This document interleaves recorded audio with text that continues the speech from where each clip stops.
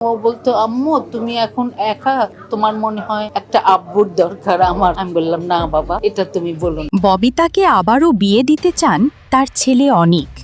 ঢাকায় চলচ্চিত্রের কিংবদন্তি অভিনেত্রী ববিতা রূপালী পর্দায় অসংখ্য জনপ্রিয় চরিত্রে অভিনয় করে দর্শকদের মন জয় করলেও বাস্তব জীবনে তার লড়াইটা ছিল একজন একনিষ্ঠ মায়ের। স্বামী ইফতেখার আলমের অকাল মৃত্যুর পর ববিতা তার একমাত্র ছেলে অনিক মাহমুদকে ঘিরেই বুনেছেন জীবনের সব স্বপ্ন।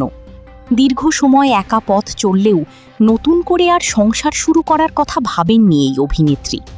সম্প্রতি এক সাক্ষাৎকারে ববিতা তার জীবনের এক অজানা ও আবেগঘন অধ্যায় শেয়ার করেছেন।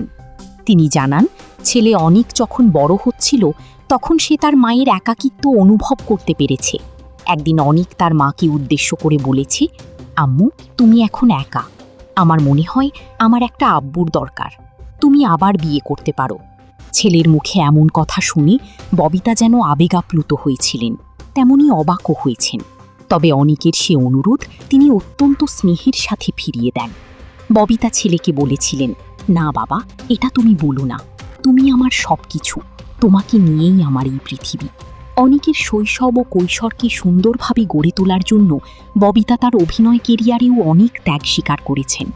যখন তিনি কেরিয়ারের মধ্য গগন, তখন তিনি অসংখ্য চলচ্চিত্রের প্রস্তাবও ফিরিয়ে দিয়েছেন, কারণ তিনি চেয়েছিলেন ছেলের পড়াশোনা এবং বেড়ে ওঠার প্রতিটি পদক্ষেপের পাশে থাকতে।